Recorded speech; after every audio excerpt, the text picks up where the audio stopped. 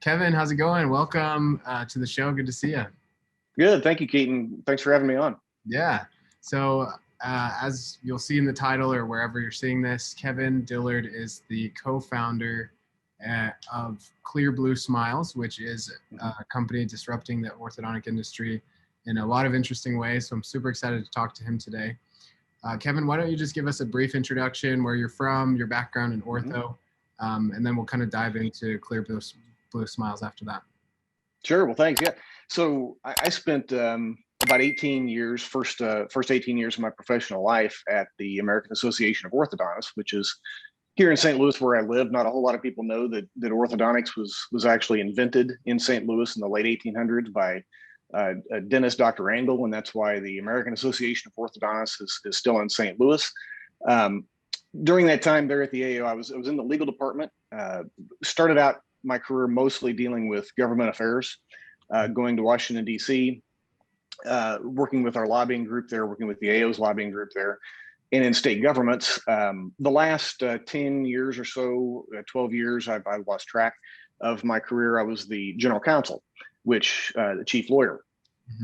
Many years I was the only lawyer there. And, as you might expect, if you've been in this industry over the last decade or so, you know that the last 5-7 years has really been dominated by a discussion about what the AAO calls direct consumer orthodontic companies. I think that's kind of a misnomer because it's not really direct to consumer, it's more disruptors like Smile Direct Club. And then of course, other companies came on the heels of Smile Direct Club's success, commercial success, I should say, like Bite, Candid, those kind of companies.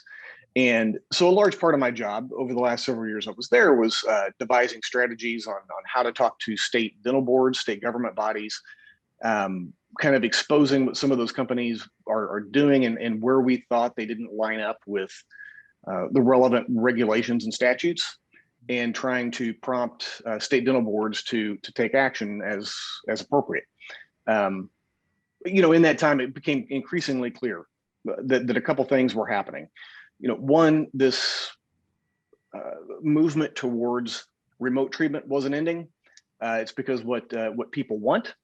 And at the same time, state dental boards weren't going to do a whole lot to regulate it, because I think most of them, if not all of them, are just petrified of being sued and losing, which, is a very possible outcome following some court cases where the state dental boards didn't do so well and actually lost. So that's so I'm not an orthodontist. I want to make that clear. I'm a lawyer. Sometimes I call myself a recovering lawyer. I'm more in the chief executive business role with Clear Blue Smiles, but that was my overwhelming experience in the industry. Got it. So you're coming at Clear Blue Smiles as sort of the solution to what you dealt with for years, between like, hey, the consumers actually like this remote model or parts of this remote model, and then governments and associations and traditional orthodontists trying to kind of butt heads with that. And the obviously disruptors on this side, on the remote side, the direct to consumer side. Right. So, I mean, we once it became painfully obvious that nothing was going to be done to kind of, and I would use pretty aggressive language about it too. And when I was spokesperson to the media for the AO, I use this language as well because I believe it. I think it's 100% true. There's a standard of care that needs to be protected. The dentists, the orthodontists need to be in the chain of treatment with patients, because orthodontics is not a commodity. Yeah. And I think, you see a lot of ads on social media, on TV, and it looks like a commodity. You're not buying tires. Yeah. Orthodontics is a complex biological process that needs, it needs appropriate diagnostics. It needs professionals involved. So I realized pretty quickly that the best way to protect the industry, protect the orthodontists, is to kind of make this middle ground.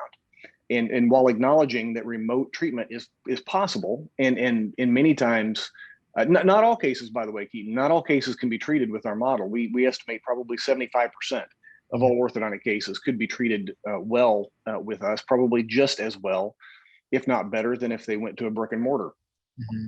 But my first co-founder, Bill Crutchfield, an orthodontist from Virginia, he and I had known each other for about 17 or so years before we started the company.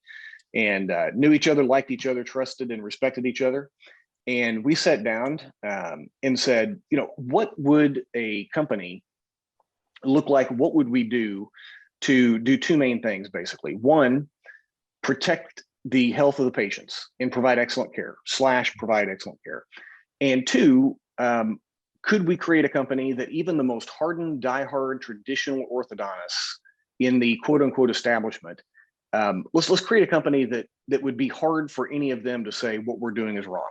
Mm-hmm. And I think we succeeded with Clear Blue Smiles, because the two things that you need to protect the care of patients and provide excellent care, and also protect the role of the orthodontist, is to obtain complete diagnostics. And we actually take 5 diagnostic exams on every single patient. Most orthodontists don't take all of the diagnostics we take. It's done by a dental professional, either an orthodontist or in a dentist office.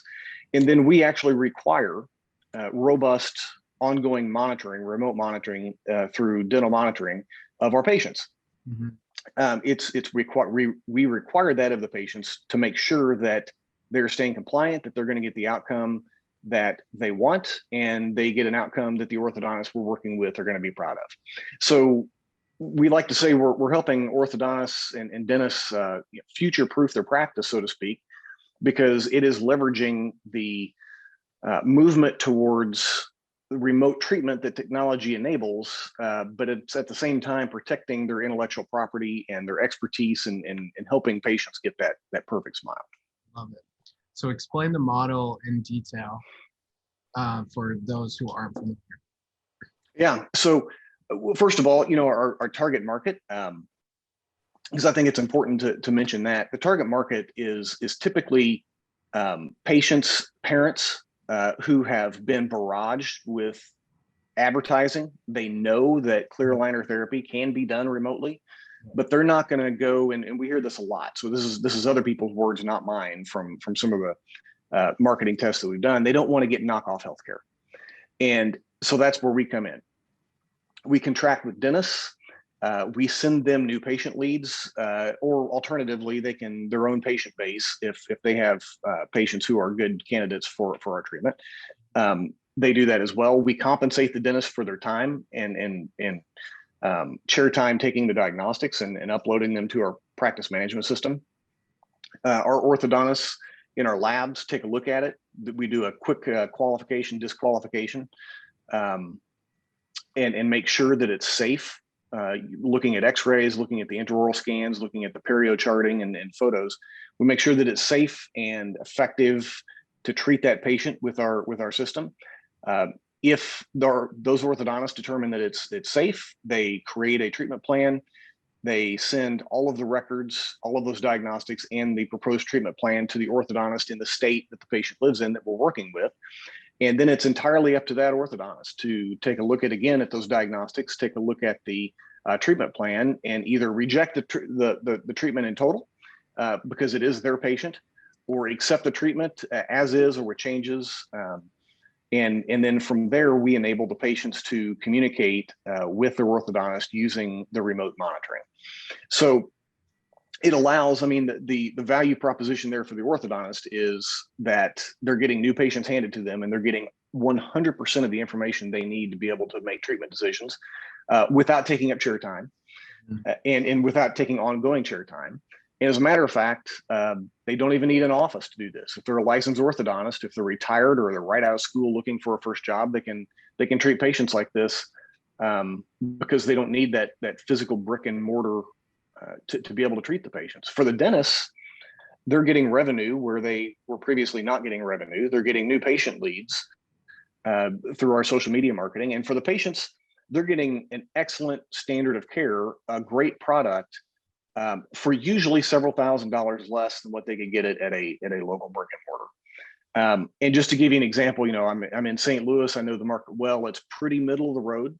Mm-hmm. Several of our first patients came to us, and they needed about a 12-month treatment plan with us, and they were quoted a 12-month treatment plan at their local orthodontist, and the cost quoted to them by the local orthodontist was about $6,500.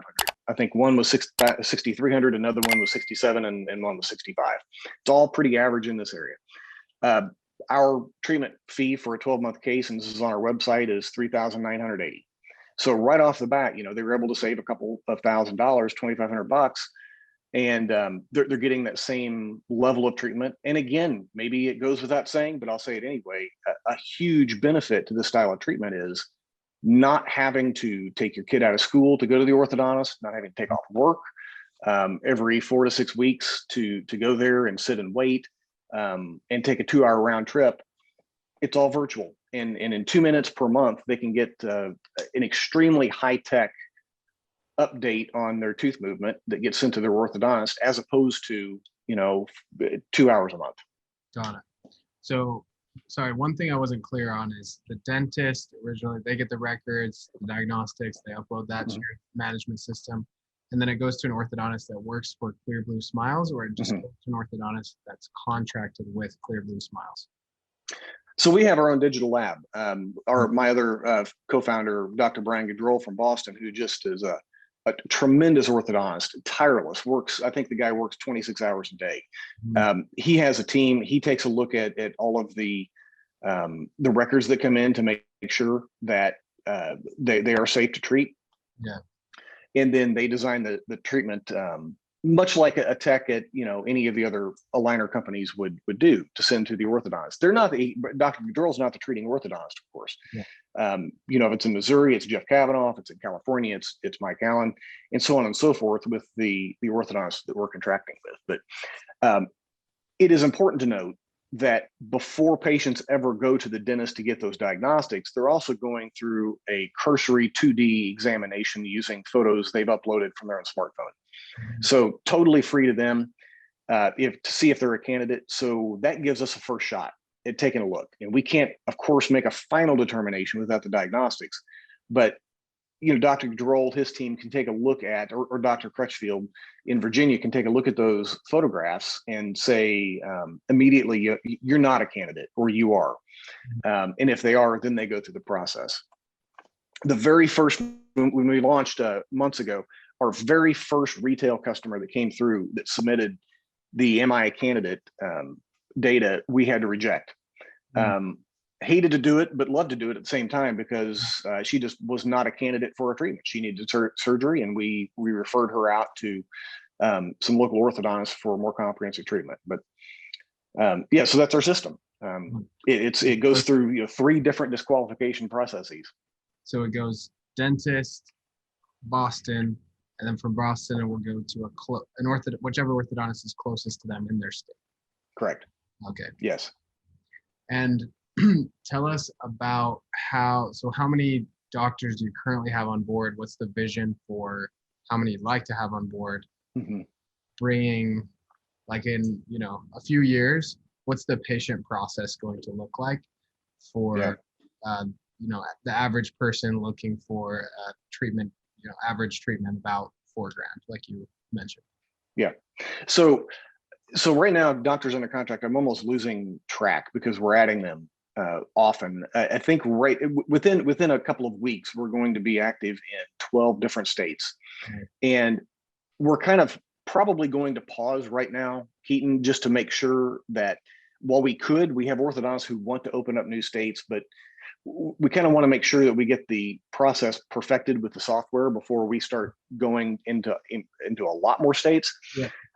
Because quite frankly, we can focus on some of those markets like San Diego and St. Louis, which is where we've done a lot of targeted marketing over the past several months, to make sure that patient experience is perfect.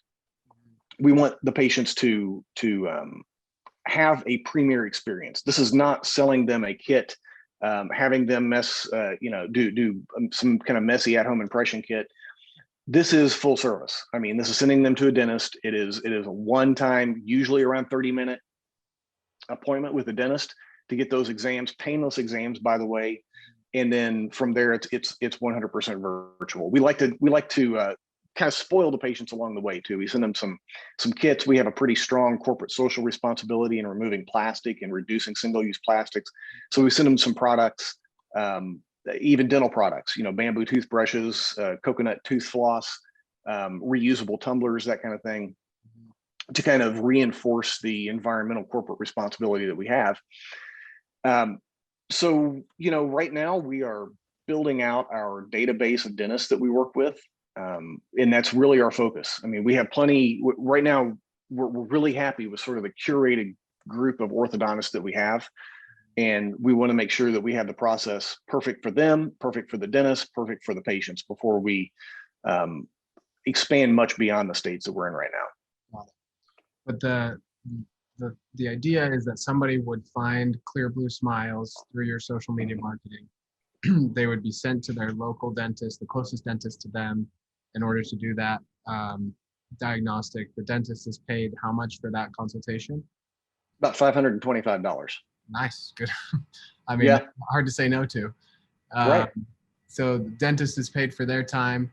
That goes to Boston or wherever in the future, and then eventually is sent back to an orthodontist licensed in their state in order to monitor their treatment throughout the whole process. Yes. Really And cool. for the dentists in our network too, they're getting new patient leads because we're of course sending the social media leads that come in to those dentists. But at the same time, if they have patients and that they do, that could be a good benefit for clear aligner therapy, mild to moderate therapy, and we don't treat anything more than about an 18-month case. Their option now is either try to treat it themselves. And dentists, there are very few dentists do a lot of aligner cases because they're really a lot of reasons for that. They're not set up for it. It's not their specialty. And so that kicks them to option two, which is what most dentists do, just refer them out to a local orthodontist. When they do that, they get zero revenue on that patient because they can't get a referral fee.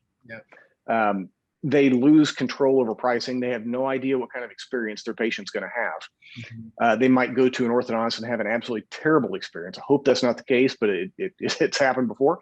And then that probably reflects poorly back on the dentist, and they disappoint a patient that they have. So in our system, if a dentist is in our network and one of their own patients says, "Hey doc, I think I need some ortho. I'd like clear aligners. Where can I go?" That doctor can then say, "Well, you can go to an orthodontist if you want that experience. I also work with this company, Clear Blue Smiles. It takes about 30 minutes. I can do the diagnostics, no cost to you. If you're a candidate, it's very transparent pricing, and you can kind of see if it's something that you're interested in." So it gives those patients an option. And many times, quite frankly, if they're already there at the dentist office, another 20 minutes, 25 minutes to take those diagnostics is a pretty easy choice. Got it. So it's forgive me for this. Hopefully this is the right explanation and not offensive, but it's sort of like if an aligner club and a regular orthodontist had a baby. Yeah. I haven't heard that expression before, but that's a pretty good descriptor. Cool. And what are the typical? I mean, I'm trying to think like your hardline orthodontist that only believes in treating patients directly in their practice. The biggest like objection they would have to this, and I assume it would just be, hey, you can't actually monitor the treatment correctly over the internet. And so what do you say to that, and what do you have in place to make sure that it does go smoothly? Well, I say the technology and dental monitoring we use right now. I mean, there's other companies out there, and so it's not just dental monitoring that we're talking about. I would say, number one, that is an objection. That's probably not the first and number one objection that I hear, but I'll round back to that in a second. But I do hear that, I want to see my patient in person. And to that, I say, well, that's fine. I understand that.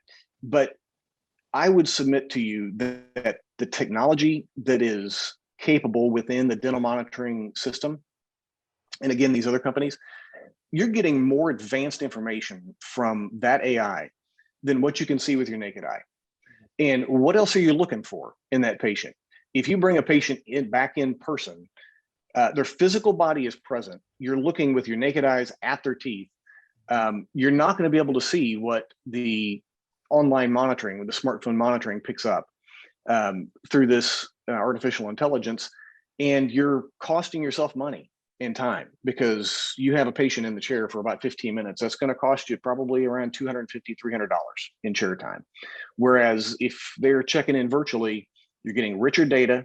and more accurate data, and you're saving yourself time because the AI is doing a lot of work for you, and it's only flagging what it's picking up that you want it to flag you and then alert you to. So I'm not super familiar with dental monitoring. It's just pictures with a smartphone of how the treatment is progressing that's analyzed by an AI. Yeah, they put a cheek retractor in. You have you clip it on. You clip your smartphone into it. You go into an app and it tells you exactly where to move the phone. It takes still photos, videos, and then it can tell the orthodontist if that patient is tracking like we expect, or if there's periodontal issues or potential cavity, even something that might indicate that they should delay trading up to the next tray.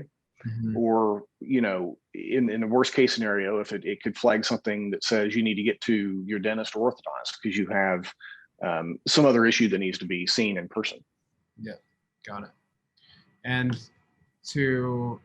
another objection that I think might come up is I've seen on like Candid's ads, I think, or I can't remember who, is that it's orthodontic directed treatment now on some of these aligner clubs, which I'm not really sure, you know, what they're required to actually do. They can say that, but maybe it's not actually the standard of care. Mm-hmm. So what's the difference between you and somebody that has orthodontic directed treatment? Well, I know some of these other companies, they say that, they say everything, and I believe them. I don't have any reason not to believe them that the treatment is being designed by an orthodontist. I think I can safely say we are the most robust in terms of, number one, requiring the monitoring. Some companies send the remote monitoring equipment, but don't really care if you do it. And they might even prefer that you don't because it takes less time on their end. But they give you that option. We actually require it. Nice. Just like a brick and mortar should require patients to come in if they have metal braces and wires. We require it because the last thing we want are patients of our doctors running around not checking in. Mm-hmm. So, I mean, there's that.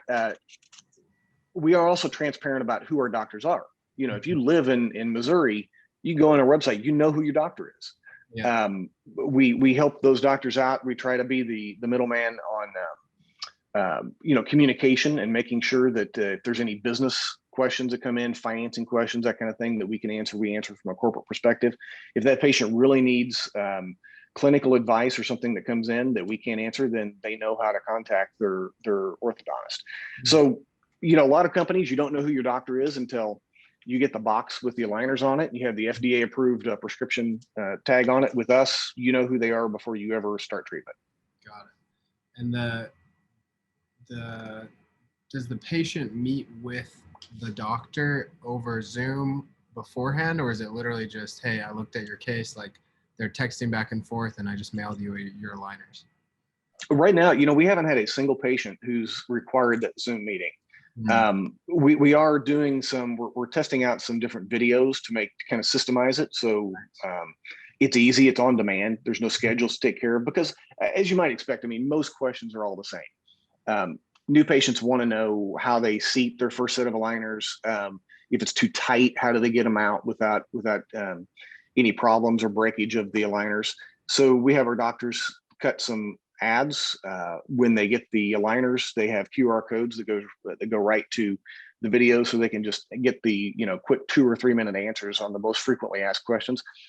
If they have questions that we don't answer, then we confer with over Zoom or phone or whatever works best. Oh, sounds good. So then what is the biggest objection that you get from the hardline orthodontist? Well, it's not clinical. It's not anything other than what I would describe as ego driven.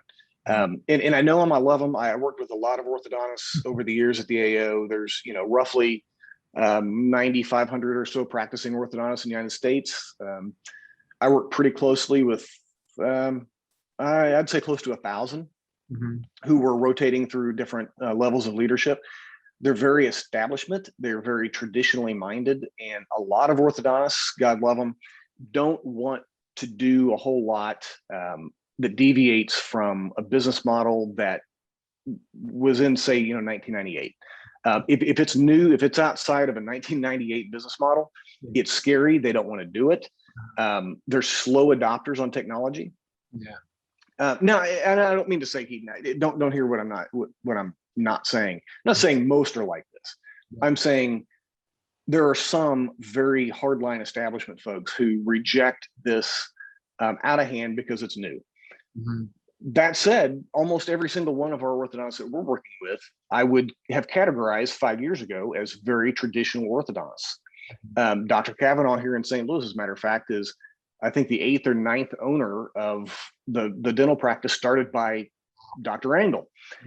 Literally Century Orthodontics, it's how it got its name. And so you have the current owner of the first orthodontist practice contracting with us because he sees the value in it. He sees that what we're doing is very comprehensive. We're looking out for patients. We disqualify patients. And when we do take a patient, we make sure we do it right. So yeah, I mean, there's a lot of traditionally minded orthodontists out there who just reject out of hand anything new. And what I say to them is, we're not saying we can treat everybody. Like I said, very first retail customer came to us, we rejected. We said we couldn't treat. We can probably treat somewhere between 70 and 80% of any orthodontic case. And we'd love to treat them. We think we can do a great job. We think we can save the consumer some money and involve dentists and orthodontists who are working with us and increase their revenue and quality of life in that regard because it's taking less time. But that said, there's always going to be the orthodontists who just dig their heels in and say nothing new. I'm good the way I am, and I don't want to try anything new. And it makes sense. And if there's any, I doubt any of those will be listening to this interview. So, they're probably not probably right for new ways to market their practice or new revenue streams they can add or how they can expand their reach. Right? But for those who have eyes to see and ears to hear, like this is the opportunity to add 10, 20%, 30% revenue to their practice through something that doesn't require the same amount of infrastructure or anything else that they currently require to treat a patient. So I guess that brings me to my next point is like if an orthodontist, and maybe this is the reason you did it through dentists because orthodontists would just sell them into regular treatment at the typical price. Is that, because the question, what's keeping them from just selling them into regular treatment is the fact that they went through a dentist and they want remote treatment, all of these things. Can you speak to that dichotomy a little bit? And is that why you went through dentists? And is there anything else that orthodontists should consider or that I'm not thinking of here? Well, so you bring up a good point. The going through dentists, I mean, an orthodontist is licensed in the state. And so it makes sense if an orthodontist really wants to expand their revenue without taking a huge amount of time or the expense of purchasing satellite offices. This is a perfect way to do it. Are they going to get the revenue they would from a brick and mortar patient? Of course not.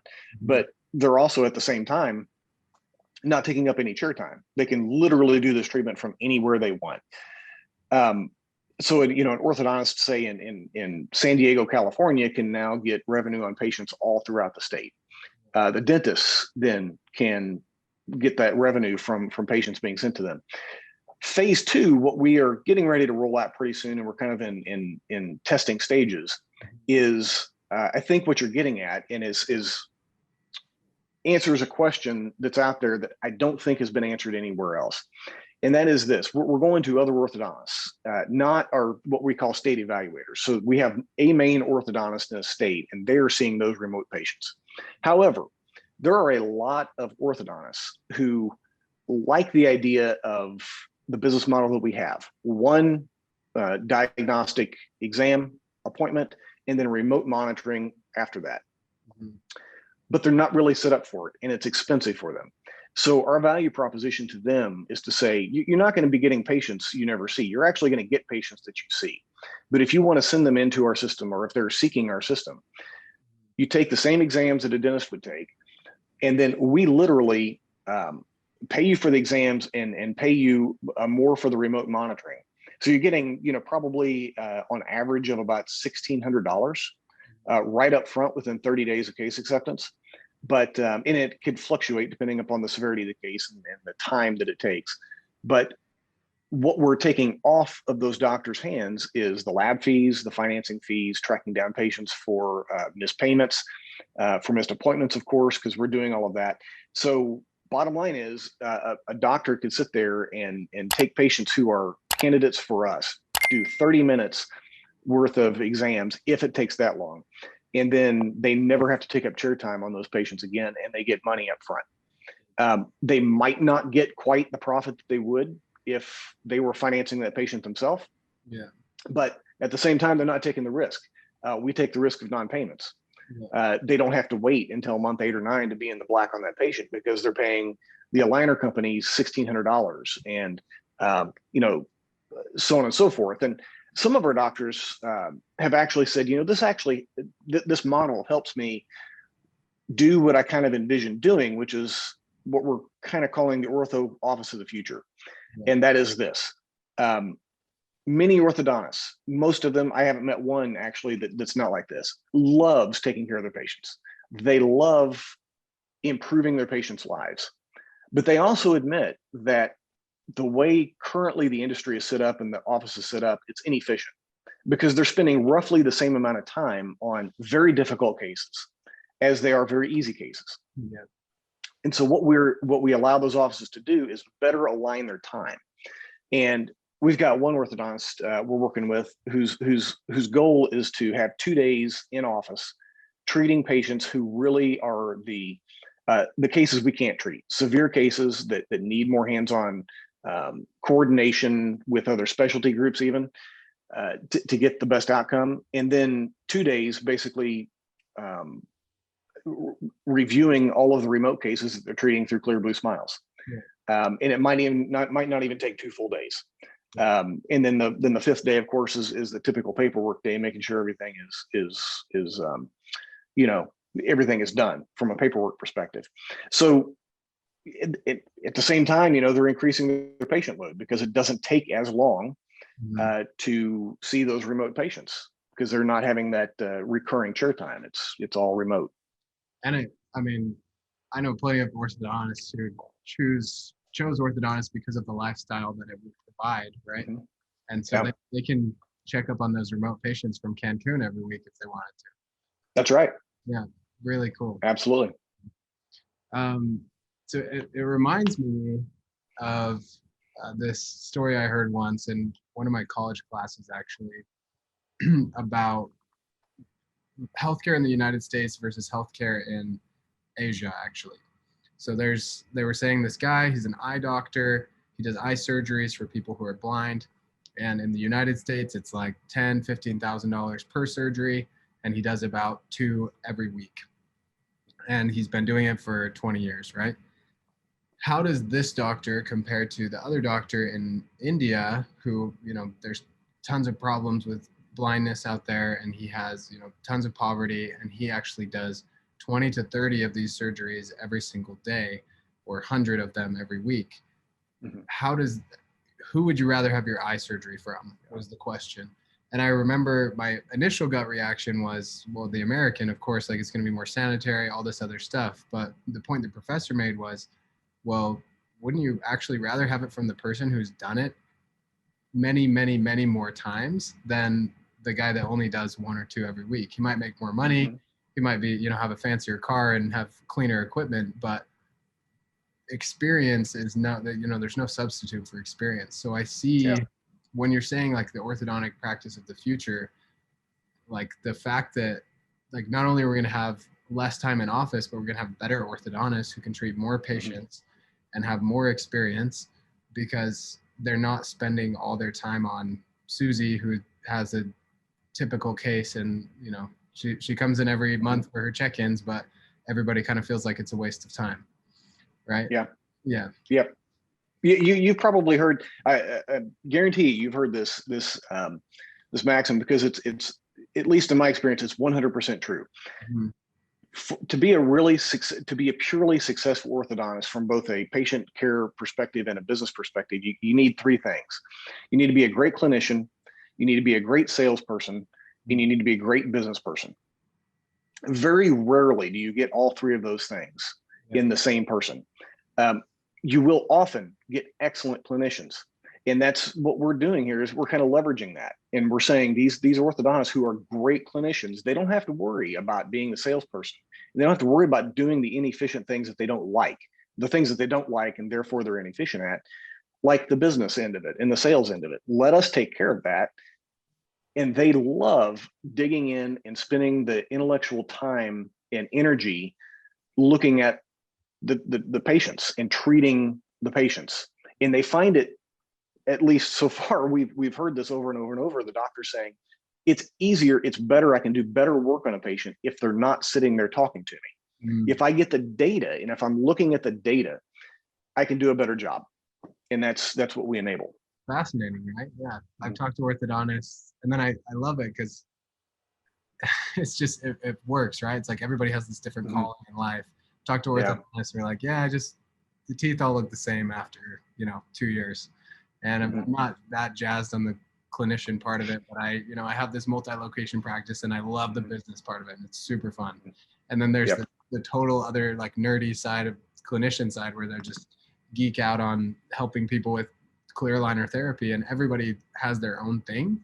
And so I love, the business people is just gonna be like, well, cool. Yeah, we could add that in. It'd be cool. It sounds like you have a solution for them if they want it. But if they just want to do their own thing, fine. But the clinician side, it's such a good opportunity for them, especially because, as we know, dental school doesn't really give you much training when it comes to business and marketing. Yeah, for sure. Yeah. That's exactly right. One other question I have, sorry, just slipped my mind.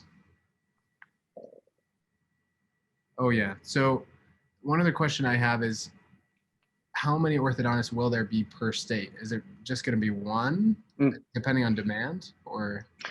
Depending on demand, what we're doing right now is that curated group of orthodontists we're working with them to say, let's see how many you're comfortable treating, because this is so new. This entire system is new enough. We really don't know what that looks like, and each orthodontist is going to be a little bit different. Some, and it depends on the caseload too. Some, it's like, they don't have any problem treating several hundred patient starts per month because they can sit down in about 15 minutes a day and review the remote reports coming in and do it relatively quickly. Because again, the monitoring flags what needs to be flagged. If there's not a problem, there's no reason to flag attention. So once we get to the point where we're running too much volume in a state for an orthodontist to comfortably handle that, then we contract with another orthodontist, and they take patient X plus one then thereafter. So, and I'm glad you asked that because it's an important part of our system. I won't name names, but if you look at some of the other big companies that are selling to consumers, if you do the math on the patients that they have with the doctors that they say they have, it's a astronomical number of patients per doctor. And I would say that I wouldn't want to be one of, I don't know, 5,000 or 10,000 patients per month that a doctor's seeing. To your point, experience is great, but it gets unbelievable at some point. So I think it's probably reasonable for most of our docs to take a look at it and say, I'm going to do 100 of these patients per month and see how that goes. And I think that's again, not to be redundant, we are hyper focused on making sure that this is a good for the patients and good for the doctors both. Yeah. Yes, very true. I love it. The other thing this reminds me of, a book I read one time. It's actually called Business Secrets from the Bible. And it's like this rabbi, I think, that was like, just comparing everything from the Bible and business. And he talks about how specialization is the reason why we were able to progress from everybody trading barley or bartering or doing whatever into the economy that we have today. And Adam Smith talked about that. Like, this is modern economics 101, right? Like everybody's got to have their thing, or else, and we have to have a medium of exchange, which is money, or else we're all just stuck making our own crops, doing everything, cooking our own food, doing all these things that ultimately make us less efficient. And so there's good arguments, non-economic arguments for being, a generalist and having a lot of different skills. But what this reminds me, it's literally like, if this were a town that was orthodontic town, you've got the business side of it, and then you've got the specialty side of it, and it's literally like you've just sliced orthodontics into its constituent parts, and then put it back in a way that allows the specialists, the people with highly specialized knowledge that went to years and years of school, to be able to move teeth in the most efficient way possible. You're giving them the opportunity to do that the best way possible without all the strain of everything else on them, which is, I mean, exactly what a lot of these doctors need and want, which is great. That's right. When I was at the AAO, we didn't have to advertise it. It wasn't my main job because I was the lawyer for the organization, not the individual orthodontist. But we, as a member service, we would try to answer the best we could, just general legal questions that would call in. My assistant there at the time, who just a phenomenal assistant, Kathy DePrimo, she and I would usually field about 8 to 10 calls per day. Most of the calls were like 5 or 10 minutes, and we started charting it out. 80% of the calls over like a 6-month period, and I guarantee you this probably still the case if they're doing this at the AO now. 80% of the calls were all around 2 questions. 1, what do I do if a patient stops paying me? And 2, what do I do if a patient stops showing up for appointments? Wow.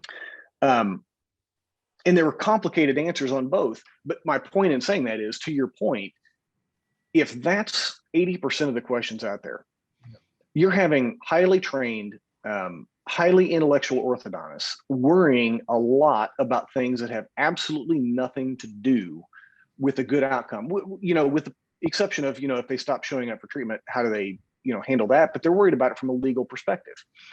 Where is my liability?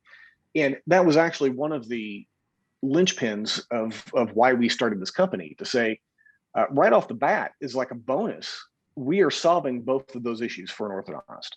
So if you're contracted with us, either, with this phase 1 we've been talking about with dentists feeding diagnostics into the orthodontist, or phase 2, where you're still seeing the patient, they're your physical patient there, but then we're handling the payments and the remote monitoring. We answer both of those issues with the business model. And we take those 2 big headaches right off the plate. Let us handle the patient payments. Let us deal with the patient appointment reminders and remote monitoring. And you do what you do best, which is moving teeth efficiently and safely. Yeah, it's really, really cool, man. Really cool. So tell me, if I'm an orthodontist that just listened to this interview and I'm like, where do I sign up? Where do I sign up? You can always go to our website, clearbluesmiles.com. Or just email me directly at kevin@clearbluesmiles.com. We are not pretentious here at the company. We like to have fun.